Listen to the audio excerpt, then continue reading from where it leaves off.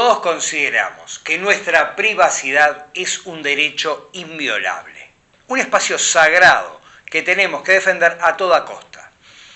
Consideramos inadmisible cualquier tipo de intromisión y entendemos que nadie tiene derecho a entrar en nuestra vida privada sin nuestro consentimiento. En los últimos 15 años surgieron denuncias a nivel mundial sobre espionaje masivo. Supuestamente estamos siendo vigilados por servicios secretos que no sabemos bien quiénes son y no entendemos qué es lo que buscan. Hay gente que incluso duda de que esto sea verdad y en general a nadie le preocupa demasiado, ya que la mayoría de nosotros llevamos una vida normal y no cometemos ningún tipo de delito. No somos activistas de nada. De hecho, la política nos interesa cada vez menos. Y en última instancia, no tenemos nada que ocultar.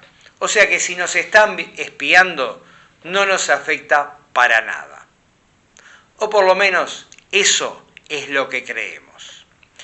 En este documental te voy a probar que prácticamente toda nuestra vida queda registrada por varias organizaciones del gobierno y privadas. Algunas recaban material para los servicios de inteligencia y otras para utilizarlo con fines comerciales y de manipulación política.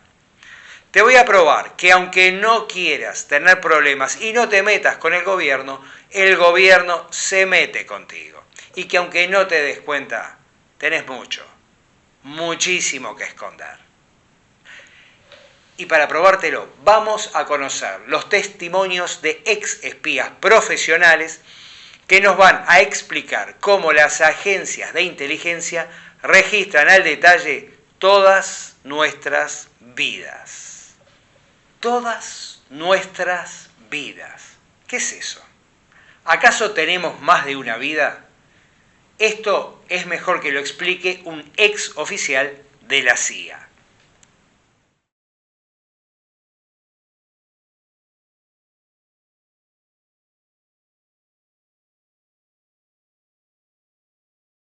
Every human being has three lives. It's what we're taught. Ooh, that's three lives.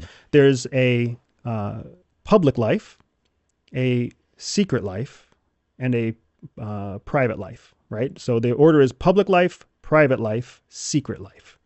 The public life is what we're all presenting to each other. It's what we want to appear as in public, right? You want to look cool and suave and handsome, and you want to sound nice, and you want to surround yourself with nice things because that's what you want the public to perceive about you. It may not be real, but it doesn't have to be real. If they perceive it to be true, then you have won because you have just manipulated their perception. That's why broke ass high school and college kids will still wear nice name brand stuff so they don't look like they're broke ass students, right? I was one of those students, so I remember. Then you've got your private life. Now, your private life is what your closest confidants know about you.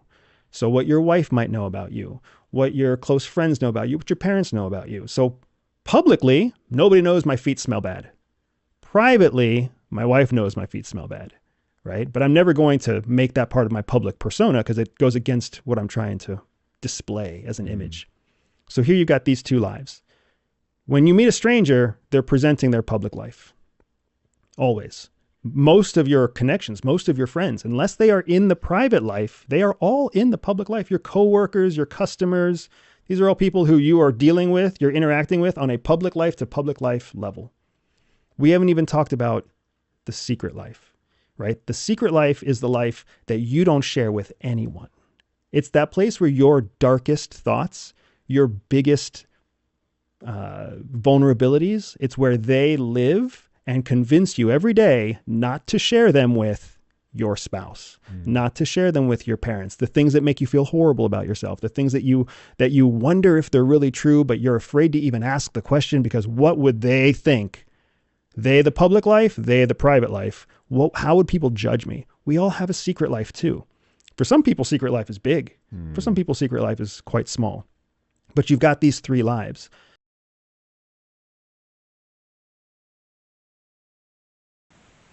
Andrew conoció a su esposa cuando ambos trabajaban en la CIA. ¿Vos pensaste que solo en tu trabajo salen entre compañeros y se forman parejas? No. En todos los trabajos, y la CIA, naturalmente, no es una excepción. Y ya que hablamos de romance en el lugar de trabajo, te invito a que uses tu imaginación y me acompañes en esta pequeña historia de ficción.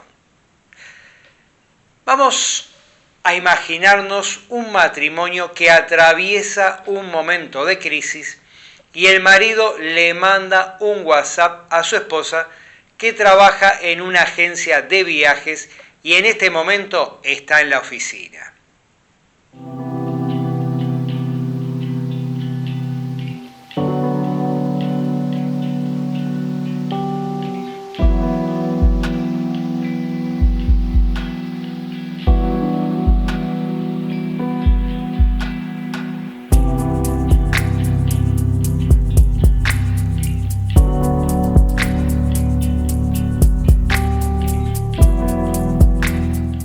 Ahora vamos a imaginarnos que ese compañero de trabajo que es su amante está en un escritorio cerca de ella, preocupado por lo que pueda estar pasando. Se intercambian miradas lo más disimuladas posibles para que nadie se dé cuenta de lo que hay entre ellos y él le manda un WhatsApp.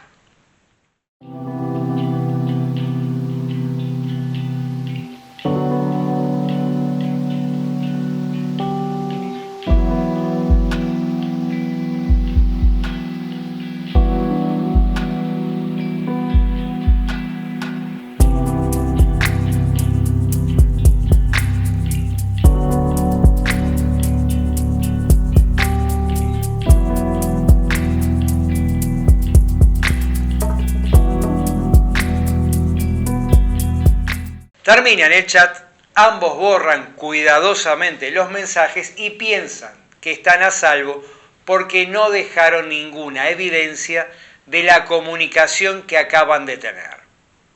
Pero la verdad es que WhatsApp tiene todos los mensajes registrados. Incluso las compañías telefónicas tienen un registro de llamadas y mensajes.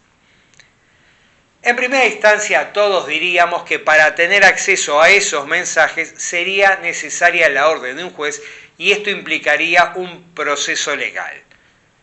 En segunda instancia, más de uno diría que las compañías telefónicas no tienen ningún interés en andar espiando a sus clientes.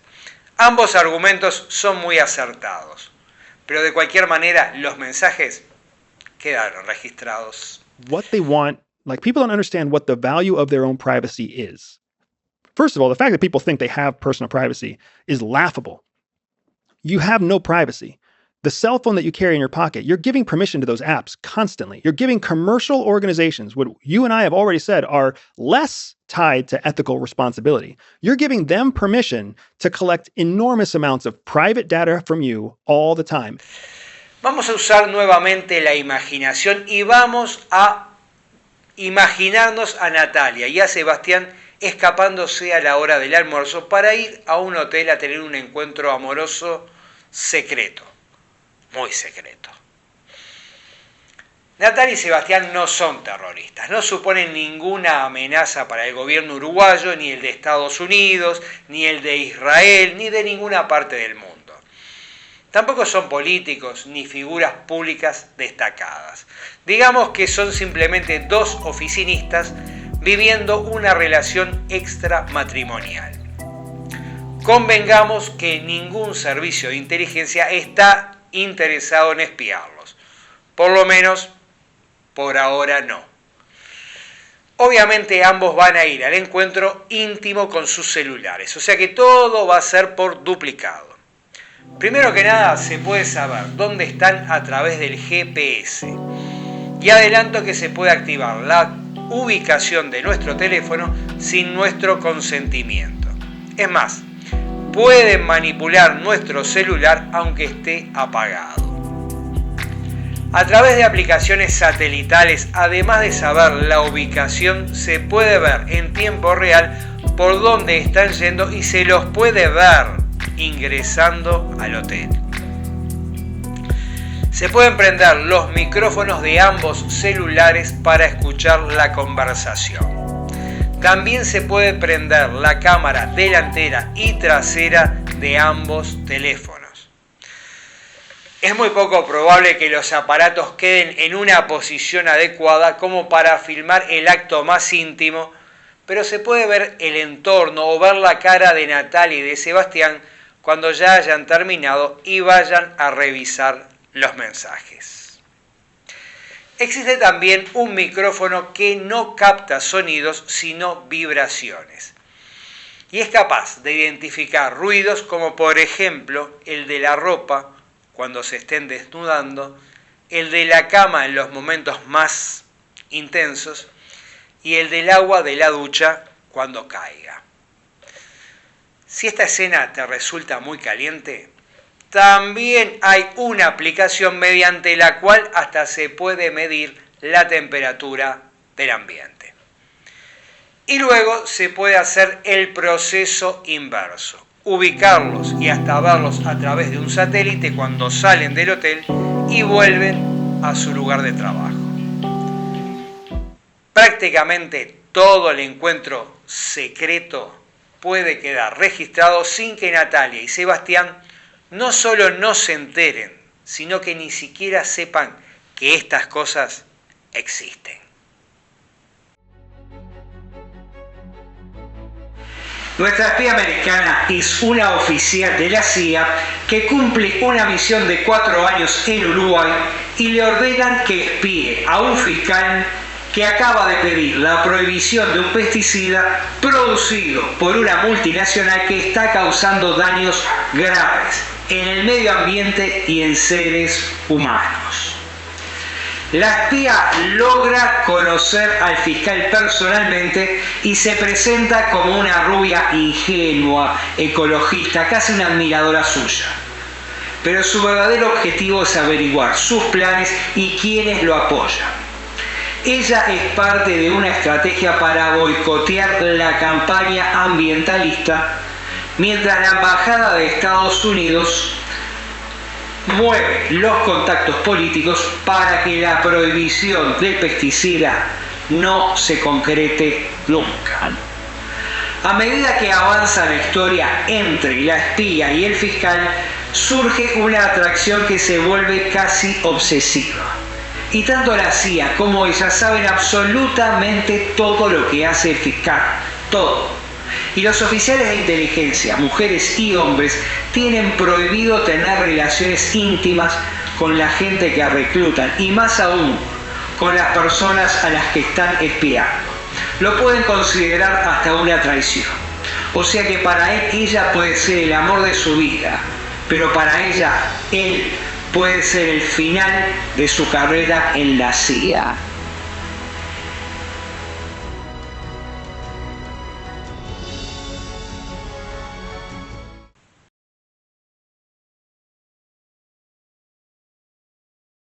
Hubo un mensaje que Natalia borró, quizás el más importante de todos, en el que estuvo a punto de confesarle a su esposo que estaba saliendo con un compañero de trabajo.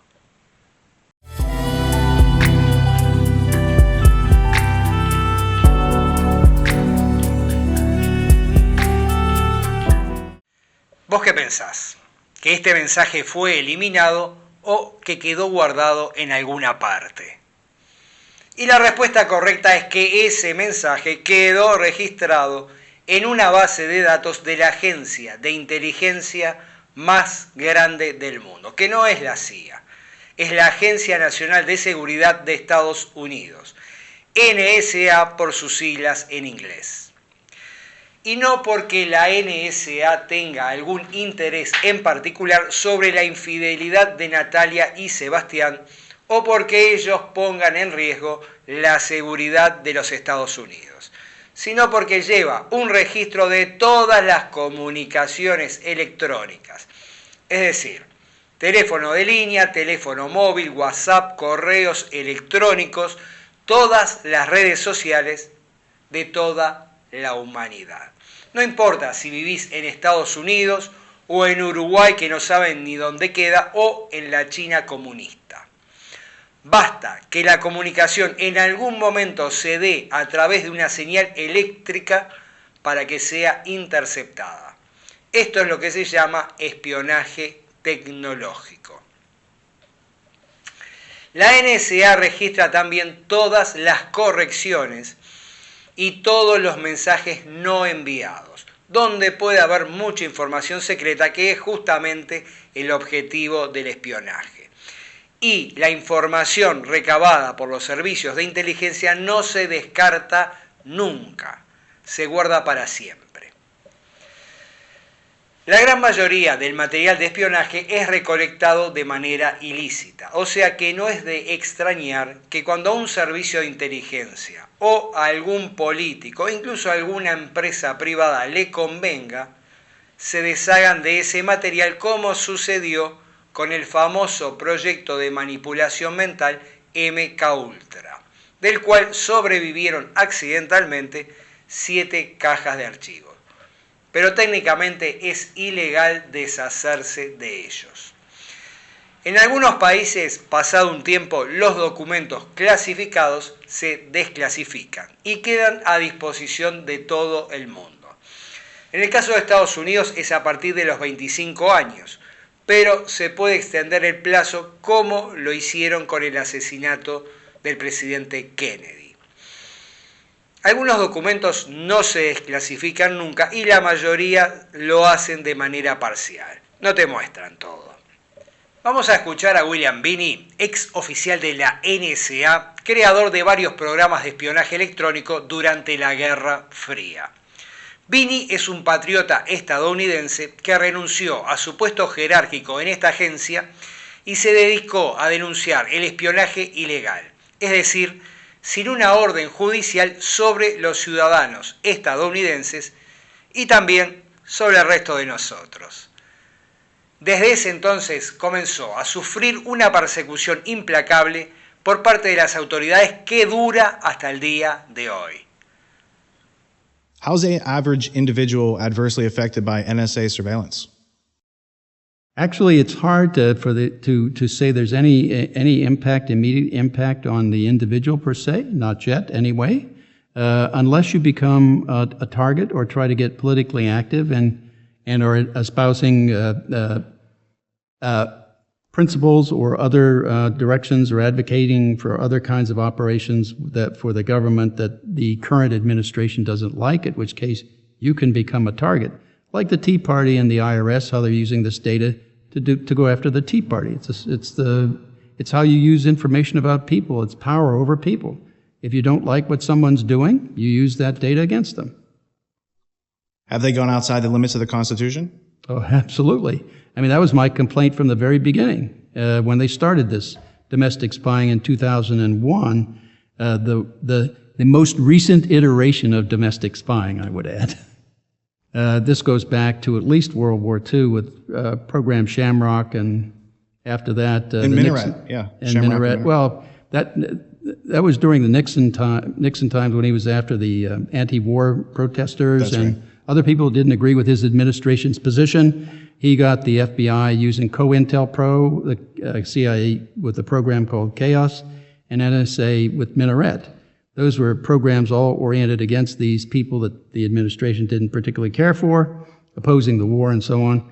And they were the ones then collecting the data for the administration and doing things like in COINTELPRO trying to get people to commit suicide or manipulate people in different ways using the information that was collected from Minaret, Chaos, or COINTELPRO. What happened? Y hay una pregunta que surge inevitablemente. ¿Por qué la NSA guarda un registro innecesario de todas las comunicaciones de toda la humanidad?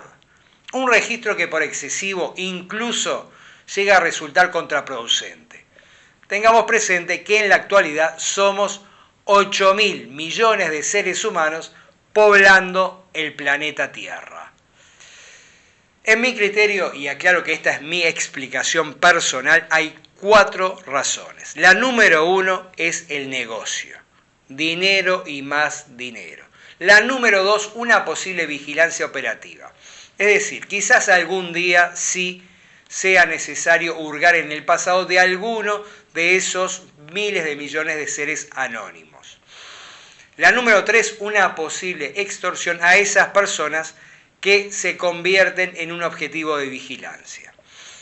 Explicado de un modo simple, es como si dentro de 10 años Sebastián se opusiera a la instalación de una base militar extranjera o el hijo de Natalia quedara paralizado por un medicamento y ella se dedicara a denunciar a la farmacéutica y aparecieran 2 hombres de negro para recordarles que una década antes tuvieron un romance extramarital.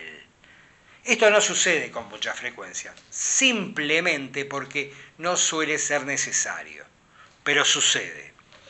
Y si te parece muy fantasioso, la escritora de investigación estadounidense Wendy Webb, una autora absolutamente brillante, increíblemente joven para haber desarrollado tanto talento, tiene la edad de Taylor Swift y de Dakota Johnson, publicó recientemente un libro en 2 partes titulado Una nación bajo extorsión. Y ahí explica en detalle los casos más destacados de chantaje a figuras públicas norteamericanas durante el último siglo y medio. Sudden this biometric crap that is not just being rolled in the US, rolled out in the US right now, they're rolling it out in the EU, in the UK, it's in Chile, they're rolling it out everywhere, globally. And it's clearly a global agenda. It's the cornerstone of Agenda 2030, the UN Sustainable Development Goals, and a key part of the directly related to those global policing goals of Interpol, which is like almost every country in the world is a member of Interpol. So this is the way they're selling it to the American public as a solution for voter ID issues and for illegal immigration issues, which again, the illegal immigration situation was allowed to happen. It was clearly intentional. And considering that like this biometric stuff at the border and as far as digital ID is a bipartisan agenda, both parties work together to make the conditions for that to happen. One creates the problem and the other sweeps in with the solution. That everyone's clamoring for because the problem has been allowed to become so bad. And I think it's not just with biometric digital ID. You're going to see it with the programmable surveillable currency. You're going to see it with pretty much everything that's going to be pitched to you as a solution to all of these problems we have. But really the solutions are going to just give us, increased surveillance and march us closer to this techno-tyranny that's been built by the national security state in close collaboration with the private sector, and particularly Silicon Valley. La cuarta razón por la cual somos espiados de manera obsesiva es por el delirio de poder. La sensación de control de una mega élite internacional que está muy por encima de los gobiernos mundiales y que disfruta teniendo el mundo bajo sus pies. Ahora vamos a hablar de la industria del espionaje. Solo la NSA tiene un presupuesto anual oficial de casi 50.000 millones de dólares, a lo que hay que sumarle el presupuesto en negro. Esto quiere decir que recibe dinero adicional, pero las cifras no se revelan al público y la agencia no tiene obligación legal de dar explicaciones de lo que hace con ese monto. Lo que la NSA gasta en su funcionamiento solamente en un año supera el total de la deuda externa de mi país, Uruguay, que son 52.000 millones de dólares. El 70% de ese presupuesto, y hablamos de más de 35.000 millones de dólares anuales, va a parar a empresas privadas, como por ejemplo la Booz Allen Hamilton, compañía en la cual trabajaba Edward Snowden, o la Lockheed Martin, que además es la principal productora de armamento del mundo. Ni que hablar que ambas compañías cotizan en la bolsa de Wall Street. Y la NSA es tan solo uno de los 16 servicios de inteligencia que tiene Estados Unidos, a lo que hay que sumarle una organización superior, la DNI, Dirección Nacional de Inteligencia, que los nuclea a todos e intenta coordinarlos. Son 17 agencias en total que forman lo que se llama la Comunidad de Inteligencia de Estados Unidos. Y las empresas contratistas que las proveen de equipos y de servicios forman lo que se llama el complejo industrial de inteligencia, un equivalente al complejo industrial militar, pero dedicado exclusivamente al espionaje. Voy a compartir con ustedes un dato muy curioso. El ex oficial de la CIA, Robert David Steele, patriota estadounidense muerto en circunstancias un tanto extrañas durante la pandemia, dijo en uno de sus videos que fue eliminado, pero yo personalmente lo vi el mismo día que lo subió a su canal de YouTube. Sostuvo que toda la información recolectada por los servicios de inteligencia de Estados Unidos se filtra convenientemente y se selecciona a personas destacadas como políticos, militares, empresarios, artistas, periodistas y algunos científicos, es decir, gente con mucho peso en el plano político, económico y social, y todo eso se envía filtrado a los servicios de inteligencia de Israel. ¿Por qué un país gigantesco y superpoderoso como Estados Unidos trabaja en conjunto con Israel, un pequeño país de Medio Oriente de 8 millones de habitantes, con recursos naturales escasos y en conflicto permanente? La respuesta está en que los gobiernos son solo fachadas al servicio de una élite internacional que es quien realmente gobierna el mundo. Ellos controlan a los estados y los estados nos controlan a nosotros. O sea que según Robert David Steele hay dos países que pueden saber si el presidente de una nación pidió que le llevaran una pizza a la casa de gobierno o si pidió que le llevaran otra cosa. Si pidió que le llevaran niños para sacarse fotos para una campaña política o pidió que le llevaran niños para otra cosa. Y esto lo dijo Robert David Steele, que te aseguro que fue el crítico más duro e implacable que tuvo la CIA, agencia a la cual él perteneció y de la cual se jubiló. Ni fue despedido ni renunció. John F. Kennedy was the last honest president in the United States of America, or the last effective president. Ever since Kennedy, all subsequent presidents have been essentially owned as puppets for the deep state. That certainly includes the Bushes and Obama and the Clintons, okay? They were criminal co-conspirators with the deep state, which is the Rothschilds, the banks, the two-party tyranny, and then the corporations and the industrial complex and so forth.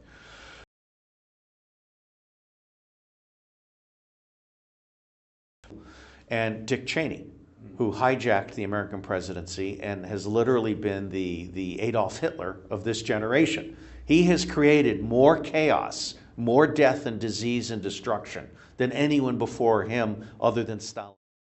Wars don't happen unless the banks agree to finance them. The banks always finance both sides of the war. And they use war to make deals for natural resources and so forth. Libya was a French action because they wanted a better price on oil and Gaddafi wouldn't give it.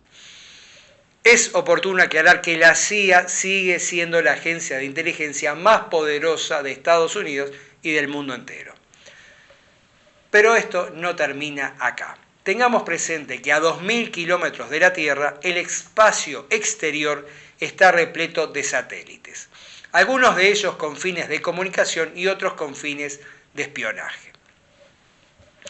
Estados Unidos tiene dos agencias de inteligencia que se dedican al espionaje satelital y son la Oficina Nacional de Reconocimiento, NRO por sus siglas en inglés, y la Agencia Nacional de Geoestrategia, NGA. Veamos qué dice al respecto el ex oficial de la CIA, Kevin Shipp, experto en antiterrorismo y contraespionaje. Shipp se retiró de la CIA en una situación de conflicto legal con esta agencia y escribió el libro Desde la empresa de las sombras, refiriéndose obviamente a la CIA. National Reconnaissance Office, all the satellites that are around the Earth, the spy satellites, the technology of which would blow your mind. So I'm just not going there. Let's just say that's another branch of the shadow government that's up there circulating around. And the technology that is out there, all the way down to nanotechnology, is mind-blowing. The National Geospatial Intelligence Agency, most people don't know this, but they approached Google And they assisted with a contract and paying a lot of money to help Google set up Google Earth. So, and we all know what Google Earth can. They can come down and see what kind of tomatoes I'm growing if they want to. So the NGA, do you think that the federal government has a hand in Google Earth and coming down and looking at your house and your barn? They helped create it. So is there any individual privacy anymore? It's gone. It's dead. What they can do is incredible. And it increases by the quarter. O sea que hay dos agencias de inteligencia estadounidenses que nos pueden espiar desde el espacio exterior, pero además hay una empresa privada, Google, que a través de su Google Earth puede espiarnos con absoluta efectividad y absoluta impunidad.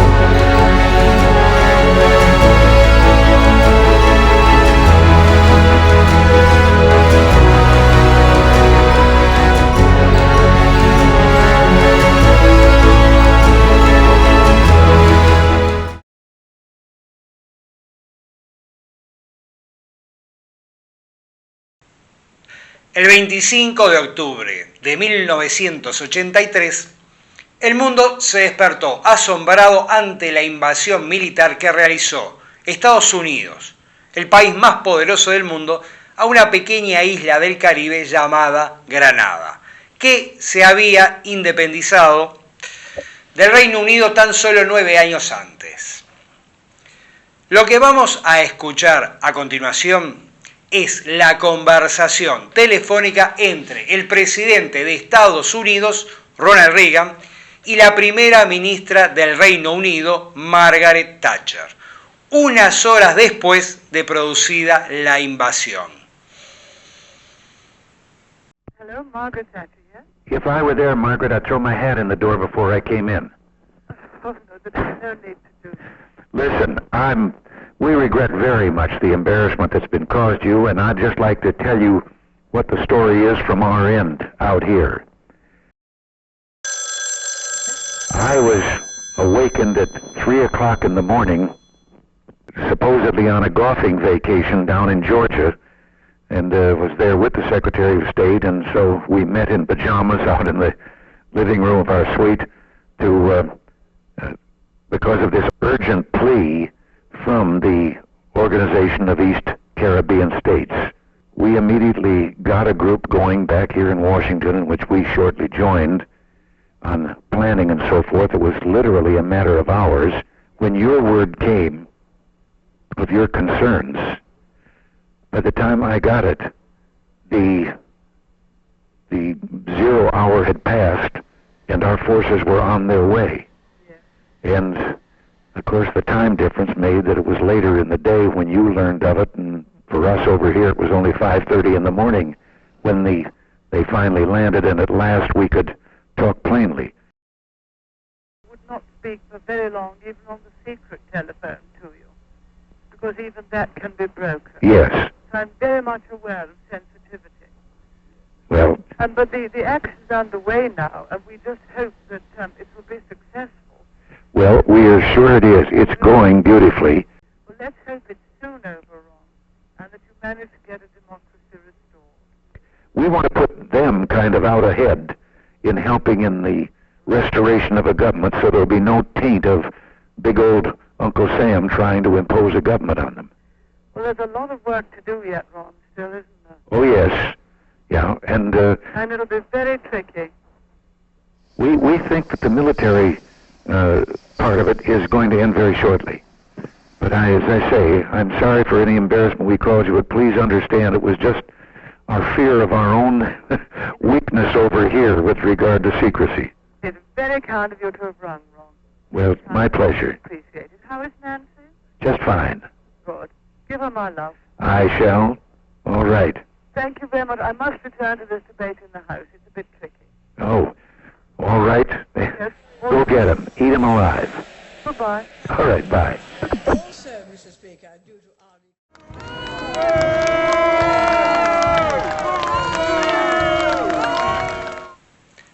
Los que vivimos este hecho reaccionamos indignados contra el presidente Ronald Reagan, muy famoso en aquella época porque había sido actor de Hollywood. Y hoy la tecnología nos permite conocer un ángulo muy distinto de esta historia. La invasión se produjo sin la autorización parlamentaria ni presidencial. En el Código Militar la operación se llamó Furia Urgente. Y fue tan furiosa y tan urgente que el supuesto hombre más poderoso del mundo se enteró después que ya había sucedido.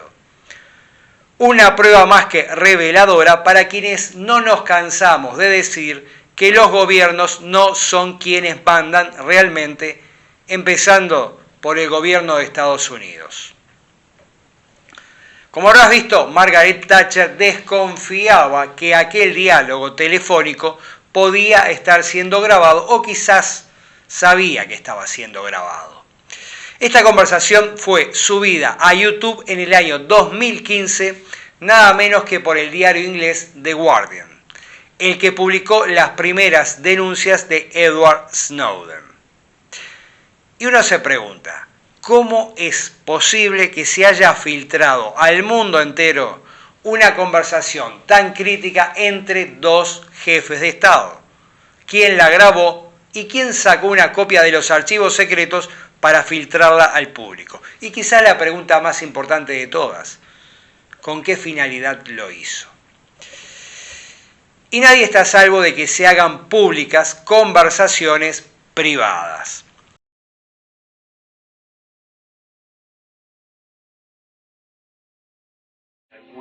You will not let me get it. You have to way beyond that now. What you've done to Suni, what you've done to Dylan, what you've done to Dylan. Dylan's a baby. How could you do that to her? I don't know anything of the kind. I know what Dylan tells me. You've told me nothing but lies. Dylan tells the truth inconsistently. No, I don't know that, Woody. I've always been worried about you and Dylan. And I didn't know the doctor had to report this to the authorities. I didn't know that. I went just to be sure she was all right. And she's not all right, Woody. She walks around the house holding her vagina. She sleeps with me. She's scared of you. And you hurt her. And I feel pretty guilty myself that I wasn't there to protect her. She said, Mommy, you didn't help me. She said, Daddy, you shouldn't have done that. You shouldn't have hurt me like that. If you hurt her, you would weep inside. And you would just want to be dead. Because I don't know how you can live with what you did. La mayoría de la gente que padece adicciones, que vive en la calle, que se prostituye, que delinque, muchos que sufren depresión aguda o enfermedades mentales, sufrieron algún tipo de abuso sexual. Y es algo que pasa con mucha más frecuencia de lo que todos pensamos, algo que se estudia poco y se combate menos todavía. Es justo mencionar esto ahora que entramos en un proceso mundial de despenalización de la pedofilia, no legalización de la pedofilia. Son demasiado inteligentes como para intentar legalizar algo a lo que todos, salvo los pedófilos, oponemos resistencia.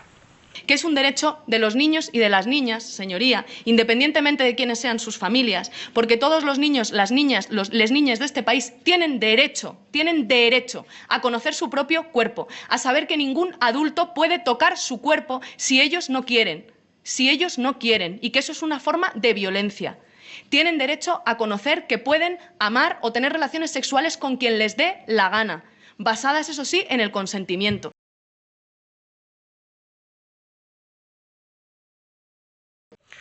Por eso las condenas están siendo cada vez menores, las leyes están siendo cada vez más ineficaces, cada vez es más difícil probar este tipo de hechos y cada vez están desanimando más a las víctimas a hacer denuncia.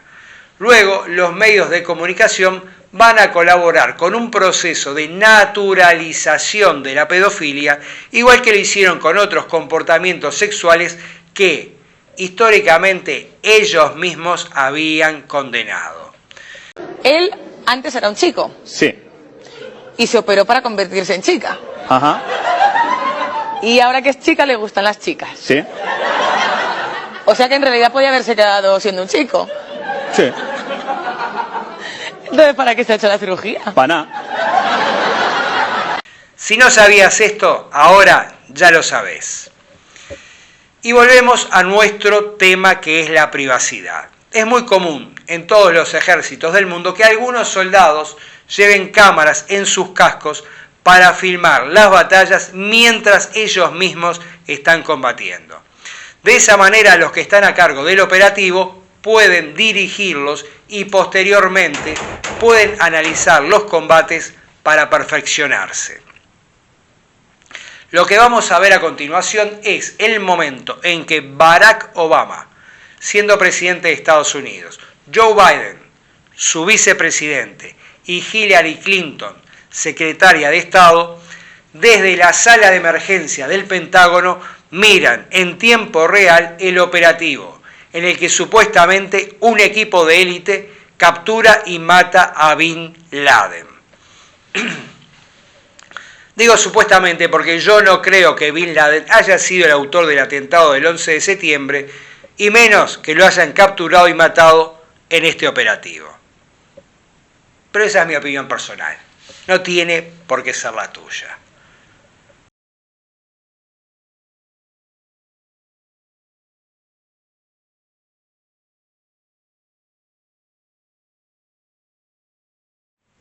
Usé este ejemplo como un caso extremo para mostrar hasta qué punto puede llegar la tecnología que conocemos, y hago esta aclaración de que conocemos porque hay muchísima tecnología que está funcionando y ni siquiera sabemos que existe. La vamos a conocer recién dentro de 25, 30 o 40 años. Cabe señalar que todos estos avances no son exclusivos del supuesto hombre más poderoso del mundo. Casi cualquier persona puede llevar encima una cámara, visible u oculta, o colocarla en algún lugar fijo, o llevarla en algún vehículo y filmar todo lo que sucede. Y tengo que decirlo, cuando ese material privado se descargue en una computadora o en un celular, puede ser interceptado prácticamente por cualquier servicio de inteligencia desde cualquier parte del mundo. Basta que sea necesario hacerlo. Según la organización Citizen Lab, dedicada a la defensa de los derechos civiles, algunos gobiernos como el de España, México, Suiza e India, entre muchos, utilizan programas de espionaje masivo como el Pegasus para espiar directamente a sus ciudadanos. Este software de espionaje masivo fue creado por una empresa privada, la NSO Group, con sede en Israel, pero con una inversión de capitales de varias partes del mundo, y ya fue superado por programas desarrollados por la empresa estadounidense Palantir. Obviamente es un espionaje selectivo con una finalidad práctica orientado hacia periodistas, políticos, militares, quizás algún policía y otros ciudadanos destacados que por lo general son opositores al gobierno. Pero no está de más insistir que cualquiera puede ser espiado, esté en contra o a favor del gobierno de turno.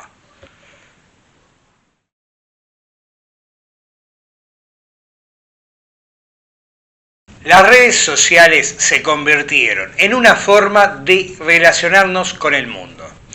A través de ellas nos vinculamos con muchas personas conocidas y con otras que vamos conociendo. En las redes ponemos mucha de nuestra información personal, a veces hasta de manera exagerada. La podemos usar para mostrar una situación que estamos viviendo, un viaje, un momento con la familia, pero también para exponer nuestros pensamientos sobre política, deporte, espiritualidad, lo que se nos ocurra. También le podemos dar un uso más práctico, empresarial o comercial, y además nos vinculan con el mundo de la información, la cultura y ni que hablar del entretenimiento. Podemos invitar a nuestros conocidos a participar de un evento, a hacer una donación o a protestar por algún asunto político. Y, muy pero muy importante, se pueden hacer denuncias de todo tipo de hechos que probablemente antes nunca se habrían sabido. Todo eso es información pública, pero también hay opciones de compartir publicaciones únicamente con personas que nosotros elijamos. Y además de esto, tienen sistemas de mensajes privados para que nos podamos comunicar supuestamente sin que nadie lo sepa.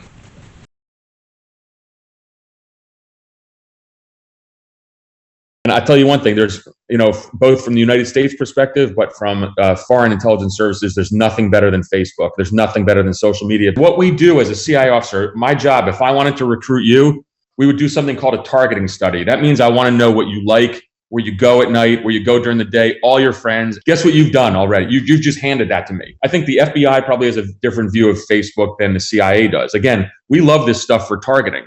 I want a terrorist in the Middle East to have a Facebook profile. That's awesome. Because then you know what he's going to do? His wife is going to have a profile too, meaning she's going to post pictures of her house in Yemen. Thank you. Yeah, I mean, I'm joking sort of when I say this, but we really can use this to our advantage.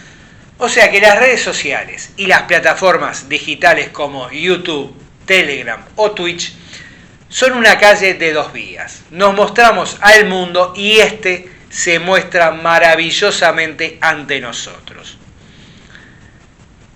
Un paraíso de información personal para los servicios de inteligencia. Es más, se podría decir que son un paraíso doble. Por un lado pueden saber todo sobre nosotros y por otro mostrarnos el mundo tal como ellos quieren.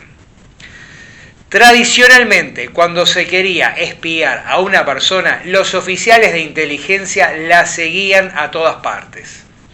Tomaban nota de a dónde iba y con qué personas se vinculaba y trataban de determinar qué tipo de vínculo tenía con cada una de ellas. Todo eso se simplificó a partir de las redes sociales. Vamos a conocer el punto de vista de un ex oficial de la CIA, John Kiriakou, quien estudió en la exclusiva Universidad Jesuita de Georgetown, a la que asistieron Lyndon Johnson, Bill Clinton, dos hijos de Trump y uno de Biden.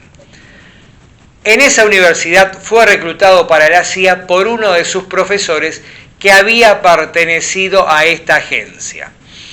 Hizo una carrera destacada dentro del servicio de inteligencia y en el año 2004 dirigió el arresto de uno de los principales dirigentes de Al-Qaeda en Pakistán. Al año siguiente declaró en la televisión pública que la CIA torturaba a los detenidos y que no era un caso aislado, sino que la tortura formaba parte de la política de Estados Unidos. Fue despedido y llevado a juicio acusado de filtrar información confidencial a la prensa. Intentaron involucrar a su esposa, que también era oficial de la CIA. Sus abogados le aconsejaron que se declarase culpable de un cargo menor para evitar condenas mayores. Estuvo casi 2 años en una cárcel para delincuentes comunes. Luego salió y se convirtió en un autor de éxito.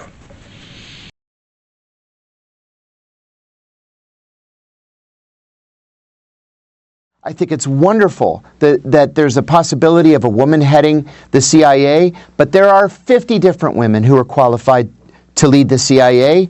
It shouldn't be Gina Haspel. So talk about why you and others called her Bloody Gina. We did call her Bloody Gina. Gina was always very quick and very willing to use force. You know, there was a group of officers in the CIA's Counterterrorism Center when I was serving there, who I hate to even make the accusation out loud, but I'm going to say it, who enjoyed using force. Yeah, everybody knew that torture didn't work. That's not even the issue. Lots of different things work. Was it moral, and was it ethical, and was it legal? I think the answers to those questions are very clearly no. But Gina and people like Gina did it, I think, because they enjoyed doing it. They tortured just for the sake of torture, not for the sake of gathering information.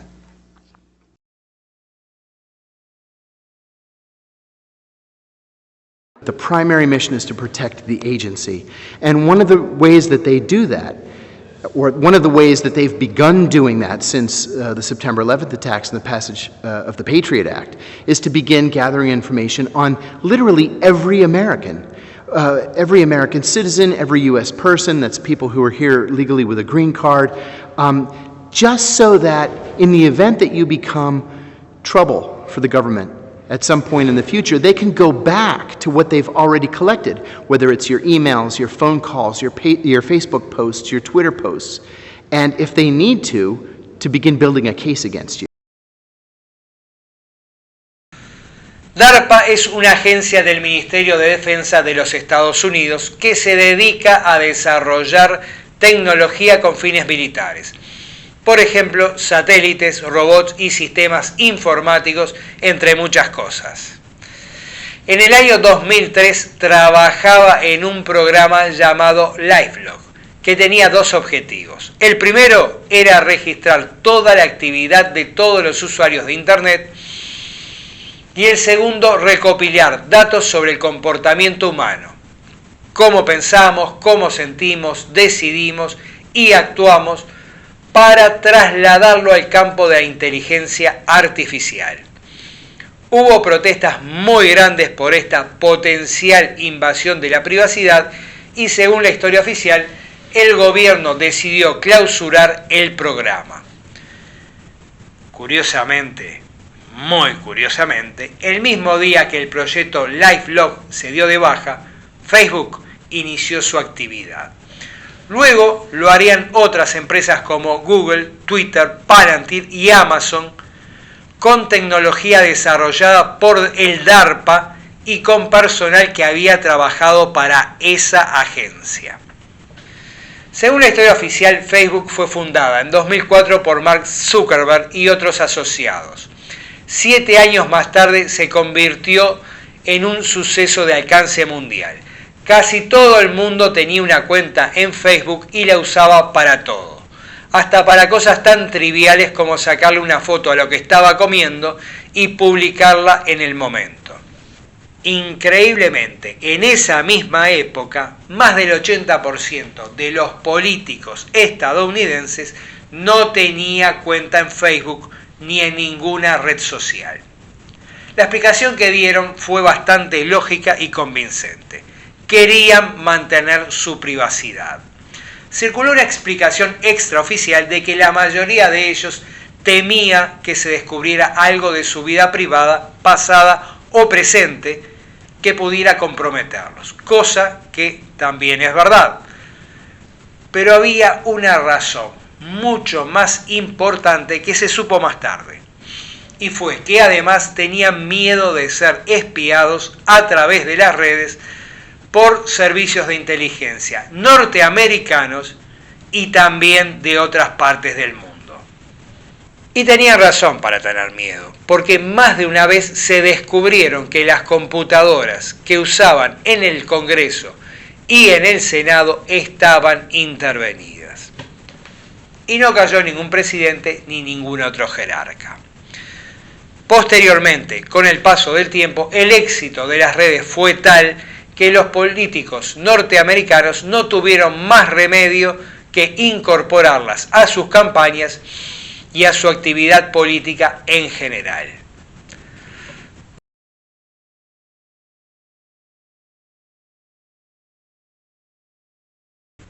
Facebook no tardó en cotizar en la bolsa de valores. Luego compró Instagram cuando esta red social comenzaba a hacer competencia por ser la preferida de un público más joven y dinámico.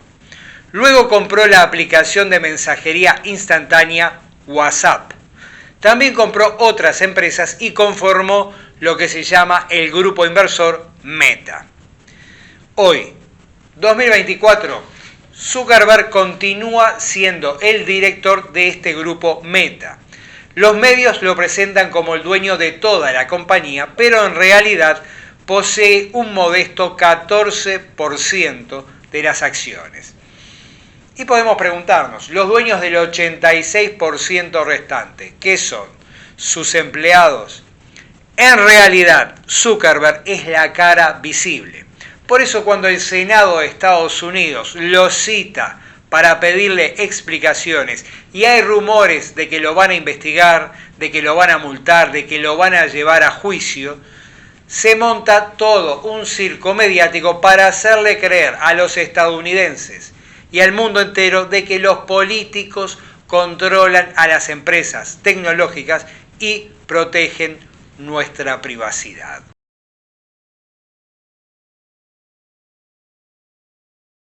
If you were to run an ad that had a lie, that would be bad. That's different from it being,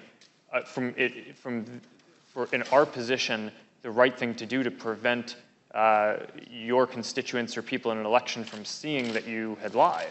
So you won't take down lies, or you will take down lies? I think it's just a pretty simple yes or no. Congresswoman, I'm not talking about spin. I'm talking about actual yes, in most cases, disinformation. in a democracy, I believe that people should be able to see for themselves what politicians that they may or may not vote for are saying. Luego el CEO de Meta vuelve a su casa y a sus millones tranquilamente. No le pasa ni le va a pasar nada. Dicho sea de paso, Zuckerberg financia la campaña de muchos políticos, incluyendo a aquellos que lo citan a declarar ante el Senado. Increíble, pero cierto.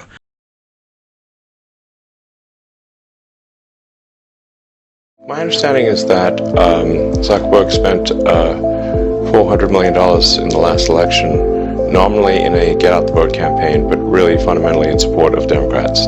Is that accurate or not accurate? That is accurate. Yes. Does that sound unbiased to you? No, it doesn't. Y esto no termina acá. Seguramente oíste hablar de las Big Tech, las grandes compañías tecnológicas, que son 5. Meta, propietaria de Facebook, Instagram y WhatsApp. Google, que domina por lejos la búsqueda de información en Internet y es además dueña de YouTube, la plataforma más grande de contenidos. Microsoft, la más grande creadora de software. El mundo se mueve con Windows, aunque no nos guste.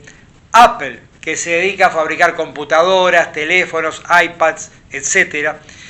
Y es la compañía con mayores ingresos de todas las tecnológicas. Y por último, Amazon, la mayor red mundial de comercio electrónico.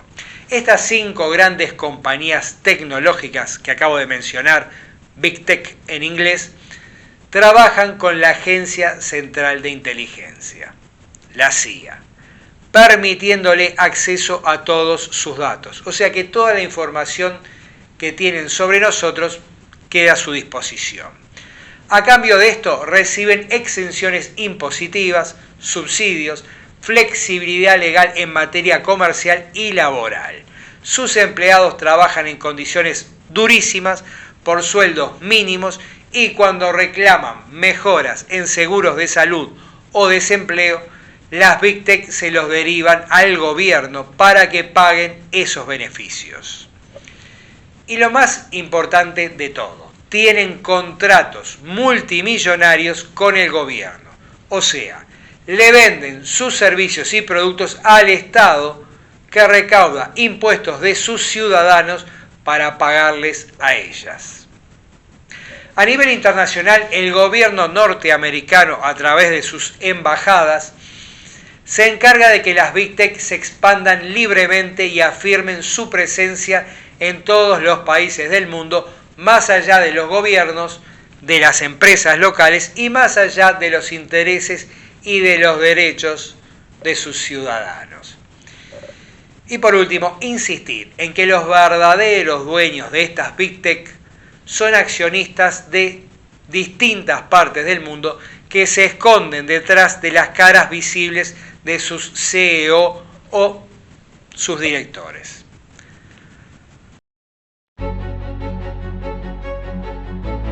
A la gente hablar de espionaje en Uruguay le resulta muy fantasioso, pero eso se debe a la desinformación y lo primero que se le viene a la mente son fantasías como las películas de James Bond.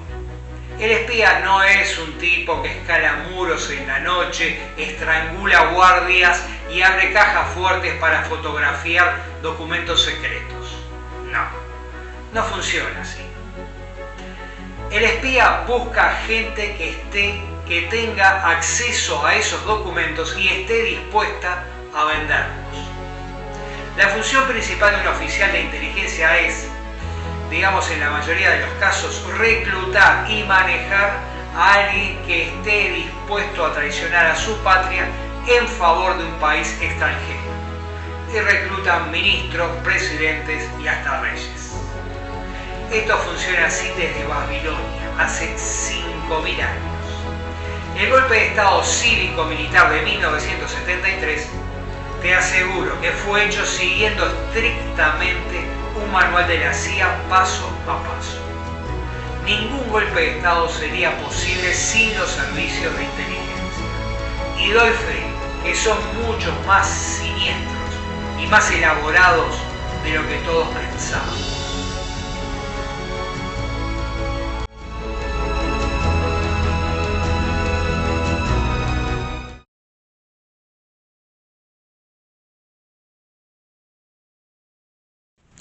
Ahora corresponde hacer una aclaración, aunque pueda resultar obvia.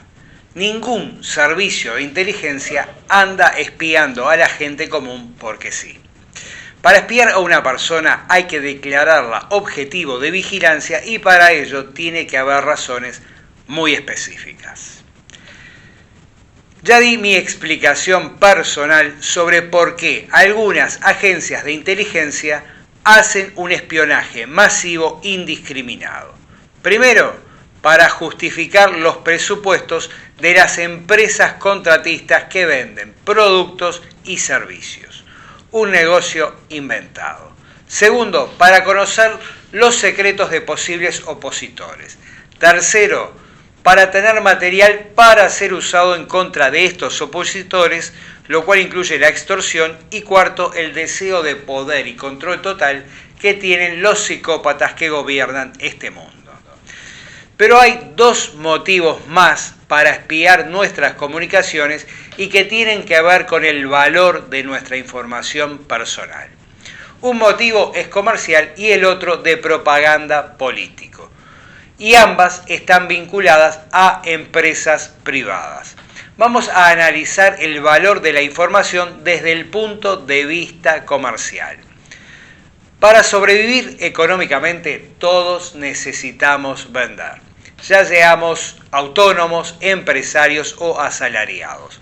El Estado no necesita vender nada porque recauda impuestos, pero el resto de nosotros dependemos de las ventas. Y aquí entra en juego el marketing, que es una disciplina muy bien desarrollada y fundamentada, pero como todo en este mundo está lleno de mitos. Y el principal es que la publicidad puede vender cualquier cosa, cuando en realidad lo que hace la publicidad es intentar vender. A veces lo logra y a veces no, por varias razones. El gasto en publicidad es un asunto muy delicado. Si una empresa compra una supercomputadora que no necesita y es un gasto injustificado, por lo menos le queda como patrimonio aunque se deprecie. En cambio, Si gasta en publicidad y no logra ventas, perdió inútilmente todo su dinero. Por ejemplo, ¿para qué intentar venderle un auto a alguien que no lo necesita o que no tiene dinero para comprarlo? En síntesis, cuanto más específico sea el público, mayores son las posibilidades de transformar la publicidad en ventas. Y para esto se necesita información. Recordemos que cuando la información se procesa y se organiza, se convierte en lo que se llama datos. Y cuanto más exactos son los datos, mayores son los resultados. Las grandes empresas tecnológicas pueden obtener toda nuestra información de manera secreta, lo cual es ilegal, pero también tienen formas mucho más sutiles de hacerlo y que sea totalmente legítimo, que es pidiéndonos nuestro consentimiento a cambio de darnos servicios gratuitos. Cosa que es muy fácil para ellos, porque la mayoría de nosotros aceptamos las condiciones de uso sin siquiera leerlas. Como bien dicen, si los servicios son gratuitos, el producto a la venta somos nosotros. Más específicamente, la información sobre nosotros. Y de esta manera, compañías privadas muchísimo más pequeñas que las Big Tech nos piden acceso a nuestra ubicación, nuestros archivos, incluyendo fotos, audio y video, y acceso a nuestro micrófono y a nuestra cámara. O sea que pueden saber dónde estamos, con quién estamos, qué estamos diciendo y qué estamos haciendo. Y dejarlo registrado. Pueden llegar casi tan lejos como un servicio de inteligencia y de manera totalmente legal porque nosotros dimos nuestro consentimiento. Si bien estas empresas, ya sea de comunicación o entretenimiento, tienen servicios premium pagos, su fuente de ingresos principal es la publicidad. O sea que empiezan a usar nuestros datos para su propia venta de anuncios, pero también los venden a grandes empresas que a su vez lo utilizan con fines publicitarios o de propaganda. Y acá pasamos al aspecto político. Hay docenas de temas para llegar hasta el votante más antipolítico. Captar su interés para luego captar su voto, prometiéndole algo que de antemano saben que no van a cumplir. Se puede recurrir a las preferencias políticas o a la ideología del posible votante o simplemente apelar a sus preocupaciones. Si le preocupa el sistema de salud, la educación, la vivienda, la ecología, lo que sea. Tomemos también en cuenta una particularidad muy relevante y es que en muchos países el voto no es obligatorio. Por ejemplo, en Estados Unidos, en Rusia y en la mayoría de los países de Europa. Esto significa que hay que convencer a los votantes para que vayan a votar por determinado candidato. Pero, si están determinados a votar por otro, también se puede intentar persuadirlos de que la política es siempre lo mismo y que no vale la pena ir a votar. Estas empresas que nos piden nuestros datos personales y acceso a nuestros equipos, nos aseguran que respetan nuestra privacidad y que no le entregan nuestros datos a terceros. Pero no tenemos manera de verificar que esto sea cierto y de hecho no lo es.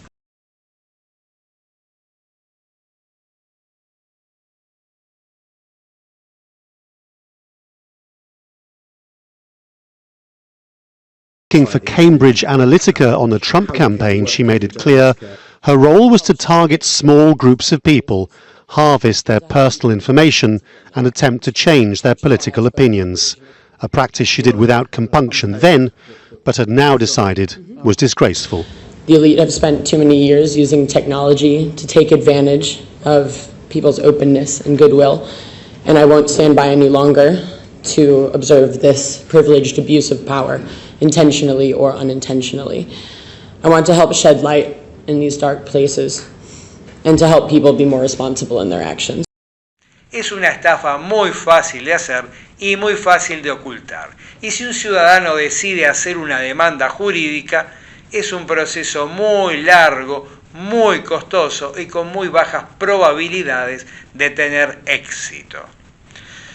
Algunos lo han hecho y han triunfado, pero son casos aislados que a estas empresas no las afectan para nada.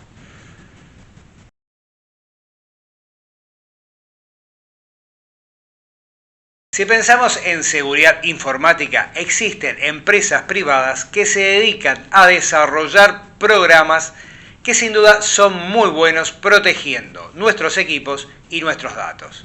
Pero, aunque nos prometan una seguridad total, la verdad es que funcionan hasta cierto nivel. Si miráramos atrás en la historia de la humanidad, los mensajes encriptados son casi tan antiguos como la escritura misma. Hace miles de años, cuando un rey mandaba un mensaje que era secreto, buscaba la manera de que no pudiera ser interpretado en caso de que lo interceptaran. Los romanos solían correr las letras varios lugares. Por ejemplo, si fueran dos lugares, la A sería la C y la C sería la E. Los templarios, conocidos como los monjes guerreros, también eran los monjes banqueros, y tanto en la guerra como en la banca llevaron la encriptación a su punto más elevado. Thomas Jefferson inventó una rueda de cifrado para encriptar mensajes. Hoy en día, un emisor redacta un mensaje, lo encripta y lo envía por internet. El receptor lo recibe y lo desencripta. Pero si los están espiando, seguramente copien el mensaje sin que se den cuenta y desencriptarlo es cuestión de tiempo. Esto se usa con fines militares, pero también políticos y a nivel de la gran industria. Para la gente común esto no tiene mayor validez. Lo cierto es que para defenderse de una agencia de inteligencia se necesita otra agencia de inteligencia que esté a la altura. Uno de los pioneros y grandes gurú de la seguridad informática fue John McAfee. Nació en Inglaterra en 1945, pero de pequeño fue a vivir a Estados Unidos y allí pasó la mayor parte de su vida. Obtuvo una licenciatura en matemática y a los 23 años fue programador de la agencia espacial NASA durante 2 años. Abandonó ese puesto para trabajar en varias empresas privadas como desarrollador de software. La última fue Lockheed Martin. Recordemos que es la mayor productora de armas del mundo y la mayor contratista de las agencias de inteligencia.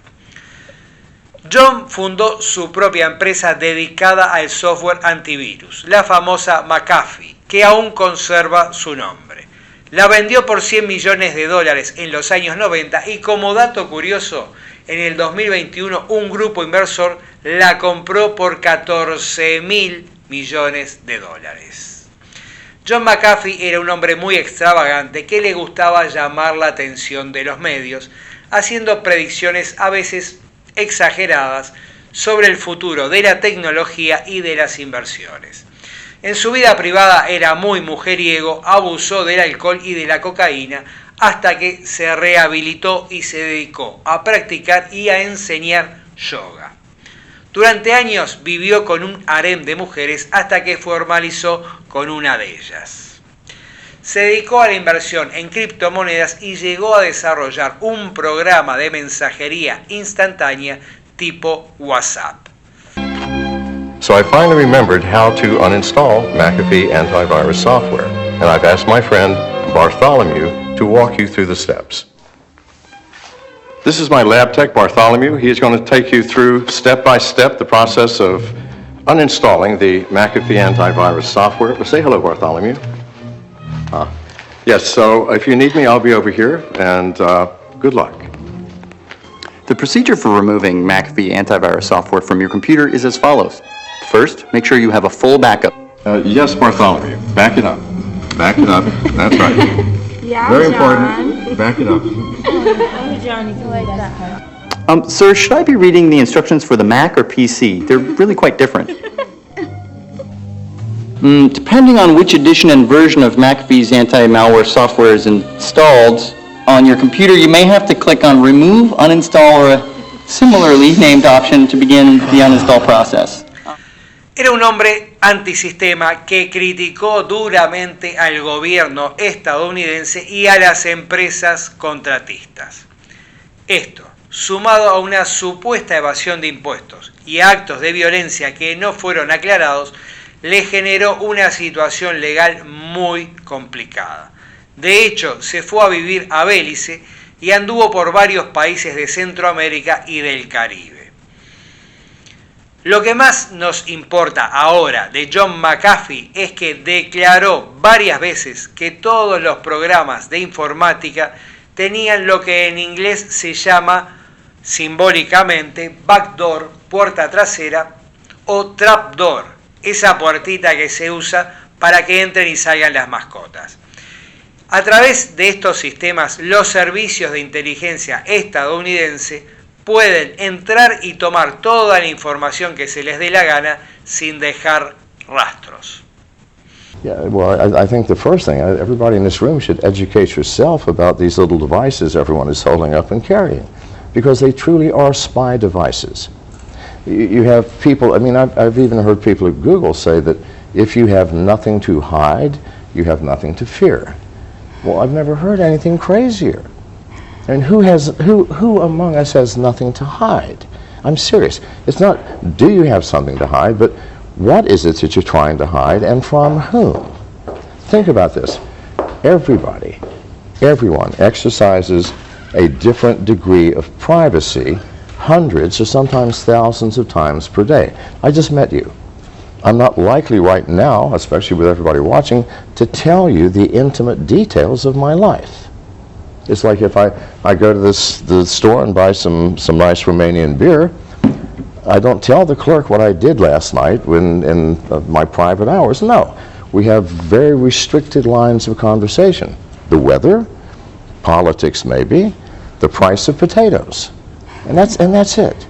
You meet a casual acquaintance that you see every week, you might divulge more. Maybe you have a health problem you want to talk to them about. A good friend, you might divulge almost everything. And to your spouse, to your wife, or to your husband, you might tell them everything. Unless maybe you're sleeping with your wife's sister, in which case you might choose not. So do you see what I'm saying? So that if everybody knew everything about everyone else, we would have chaos in the streets, beginning with a rash of people shooting their spouses. So it's insane to say if you have nothing to hide, you have nothing to fear. We are humans. We are living in an imperfect world. You know, we each have love and compassion and joy and hope and grace. And at the same time, we have greed and anger and hostility and jealousy. And we're a mixed bag. So if you want all of that negative known too, no, we can't. Society has created privacy as the foundation stone of a harmonious world. Conocí la figura de John McAfee en sus 2 últimos años de vida. Vi reportajes y algún video extravagante hasta que un buen día me enteré que había sido arrestado en España cuando estaba de paso. En ese momento, McAfee seguía en conflicto con el gobierno de Estados Unidos y había un pedido de extradición pendiente sobre él. Quizás intuía o quizás sabía el futuro que le esperaba y, como mucha gente que es perseguida, aclaró que no tenía ninguna intención de suicidarse. Personalmente no tuve ninguna duda de que sabía lo que estaba diciendo. Desgraciadamente, unos días después apareció ahorcado en su celda en una cárcel de Barcelona. Un supuesto suicidio que nadie con un mínimo de lucidez se lo creyó.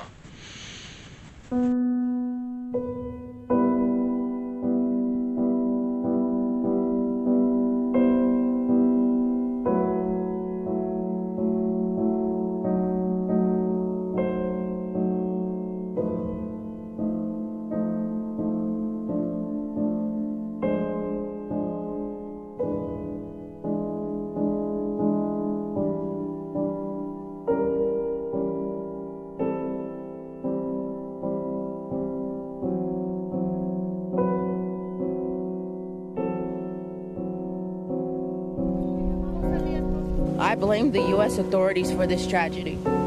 Because of these politically motivated charges against him, my husband is now dead. His last words to me were, "I love you, and I will call you in the evening."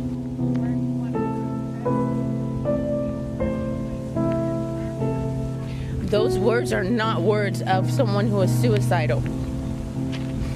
All y'all wanted to do was spend his remaining years fishing and drinking. He did not deserve to die in a filthy prison like a caged animal.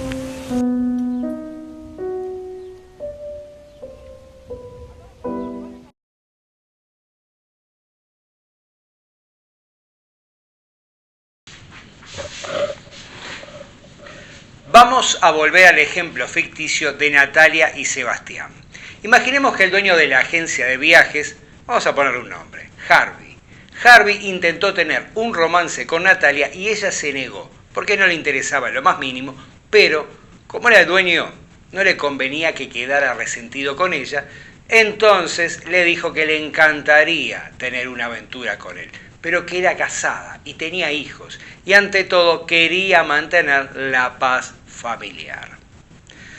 Esta respuesta falsa, en su momento, fue un alivio para la autoestima de Harvey, pero ahora sospecha que Natalia tiene una relación sentimental con uno de sus compañeros y el ego de Harvey estalla y le nubla la razón y en un acto de despecho decide espiarlos a ambos. Y para ello idea un plan que es el siguiente. Le da a los 5 miembros de su staff un teléfono celular con software espía instalado. Se lo da a los 5 para no despertar sospechas y ya que está, los espía a todos. De esta manera, en el próximo encuentro íntimo entre los dos amantes, el despechado Harvey va a poder saber dónde están, qué es lo que están hablando, qué es lo que están haciendo y quizás hasta llegue a ver algo con las cámaras. Y si los incautos amantes cometen el error de usar los teléfonos de la agencia para comunicarse entre ellos, cosa que es muy probable, Harvey el despechado hasta va a saber qué es lo que hablan y qué es lo que se escriben entre ellos. En síntesis, el dueño de una pequeña agencia de viajes, este Harvey no es dueño de una productora de Hollywood, va a poder espiarlos casi con tanta precisión como lo haría el más sofisticado servicio de inteligencia. Y por último, no subestimemos a Nicolás, el marido engañado, quien comienza a sospechar de la conducta errática de su esposa y de sus continuos cambios de humor, de la euforia a la melancolía, de la melancolía a la euforia. Y esa ansiedad que le entra cada vez que suena su celular y el celular de la empresa. Nicolás busca información en internet sobre cómo se comporta una mujer que tiene un amante y ve que su esposa tiene todos los síntomas.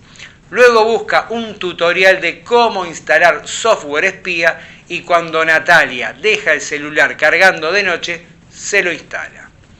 Y a partir de ese momento sabe lo que está haciendo su esposa sin tener que gastar en un detective privado. O sea que el próximo encuentro íntimo entre Natalia y Sebastián no va a ser tan íntimo como ellos piensan. Van a estar todos acompañándolos. La NSA, WhatsApp, Google, Nicolás, el marido engañado, Harvey, el jefe despechado, y si consumen sustancias tóxicas, va a haber un helicóptero del FBI dando vueltas sobre el hotel y el comisario de la seccional más próxima diciendo que a él algo hay que darle. Esto último fue una broma. Estamos jugando con la imaginación, pero esto es absolutamente posible y sucede en la vida real con mucha más frecuencia de la que todos pensamos.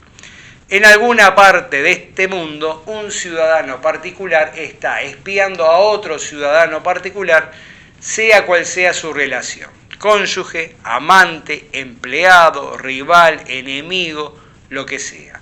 Y no solo a través del celular, también a través de cámaras y micrófonos ocultos, y obviamente no nos enteramos porque el espionaje, desde el más profesional al más pedorro, es y debe ser secreto, y en la mayoría de los casos es ilegal, o sea que difícilmente un abogado lo presente en un juzgado como prueba. Pero insisto, en la vida real suceden casos similares al que hemos estado imaginando y por supuesto ni siquiera nos enteramos.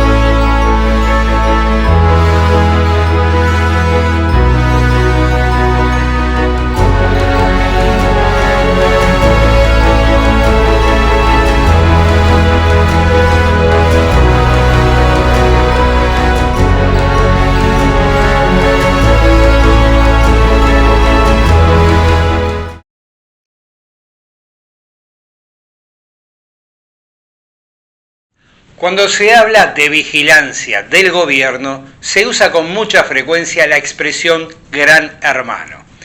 Para quienes no lo sepan, esta frase proviene de la novela titulada 1984, escrita por George Orwell, un agente de inteligencia británico que además perteneció a una de las sociedades secretas más poderosas del mundo, la Sociedad Fabiana. O sea que tenía acceso a muchísima información privilegiada. En esta novela, escrita en 1948, Orwell imaginó una Londres del futuro absolutamente gris y decadente, en la que todos los hogares tenían un televisor desde donde los individuos eran vigilados por un agente del gobierno. Hoy tenemos como símbolo de confort y hasta de éxito un televisor gigante en la pared de nuestra casa. No tenemos un desagradable agente del gobierno vigilándonos, pero este aparato nos puede espiar si es que alguien por algún motivo decide hacerlo. Todo lo que tenga conexión a Internet es espiable. Todo. La tecnología ha avanzado muchísimo en las últimas 3 décadas. Ha mejorado increíblemente nuestra calidad de vida y se ha vuelto muy accesible a nivel popular. En cualquier parte del mundo, cualquier persona que esté por encima de la línea de pobreza tiene acceso a celulares, computadoras y conexión a Internet, aunque sea básica. Y si tiene la voluntad y el empeño de usarlo para algo más que un simple entretenimiento, tiene acceso gratuito a cierto nivel de educación y de formación en todas las áreas de la actividad humana. Y esto es algo grandioso. El avance y la popularización de la tecnología se deben en parte al libre mercado y a la libre empresa, y en parte se deben a que hay un plan secreto para controlarnos a todos los seres humanos que habitamos este mundo. Es difícil de aceptar, es muy incómodo, pero lo acabo de probar sobradamente. A toda esta invasión a nuestra privacidad hay que sumarle toda la vigilancia pública, todas las cámaras que hay en la calle y en espacios públicos en general y que son controladas por el gobierno, más todas las cámaras de seguridad que son propiedad privada. Y a esta altura ya sabemos bien que toda esa vigilancia, tanto del Estado como particular, puede ser hackeada por servicios de inteligencia y también por otros hackers profesionales. En China funcionan 540 millones de cámaras de vigilancia, una cada 3 habitantes, pero dieron un paso más e instalaron cámaras con reconocimiento facial. Es decir, pueden identificar a la persona a quien están filmando o incluso pueden grabar voces hasta a 90 metros. Y todo parece indicar que esto se va a extender de China al mundo entero. A esto hay que sumarle la recolección de datos biométricos, donde nos pueden reconocer a través del iris al escanear nuestros ojos y a través de nuestras huellas dactilares. Todo supuestamente hecho por nuestro bien y en nombre de nuestra seguridad. Hay dinero para tenernos vigilados las 24 horas del día, los 365 días del año, pero no hay dinero para invertir en salud, educación, vivienda y desarrollo. Para eso nunca alcanza el presupuesto. Sin embargo, los atentados terroristas continúan en todas partes del mundo, incluyendo a Estados Unidos, Rusia e Israel. Al igual que continúan el narcotráfico y la corrupción en todos sus niveles.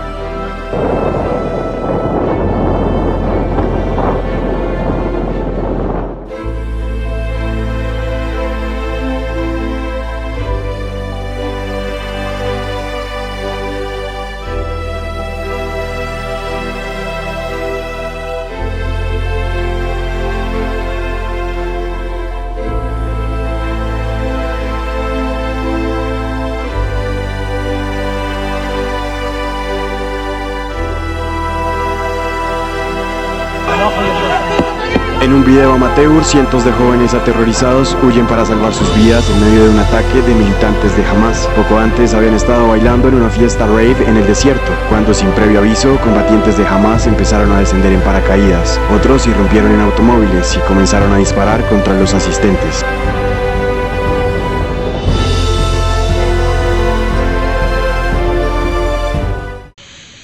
El terrorismo, el narcotráfico y la corrupción no suceden a pesar de los servicios de inteligencia, sino gracias a los servicios de inteligencia que les aseguran la operatividad y la impunidad. La privacidad llegó a su fin y llegó a través del engaño, sin nuestra aprobación, pero con nuestro consentimiento pasivo. Ingenuamente seguimos creyendo que no tenemos nada que ocultar, que nada de lo que digamos y hagamos será usado en nuestra contra. Toda esta cantidad enorme de dinero, tecnología y recursos humanos que se invierten en tenernos vigilados es producto del delirio de poder de una élite internacional formada por varias familias de diversas nacionalidades, razas y religiones que quieren tener absolutamente a todo el mundo bajo su control. No solamente no utilizan los recursos para mejorar la situación de la humanidad, sino que la llevan al desastre para poder mantener su poder y sus negocios. Ellos controlan a los gobiernos y los gobiernos nos controlan a nosotros. Esta élite internacional determina el hambre, la enfermedad, la guerra y la muerte, los 4 jinetes del apocalipsis y también la pedofilia. El mundo está gobernado por psicópatas y el mayor placer que experimentan los psicópatas es sentir que tienen el control absoluto. Y para terminar, recordemos que el fin de la privacidad es el principio del fin de la libertad. Gracias.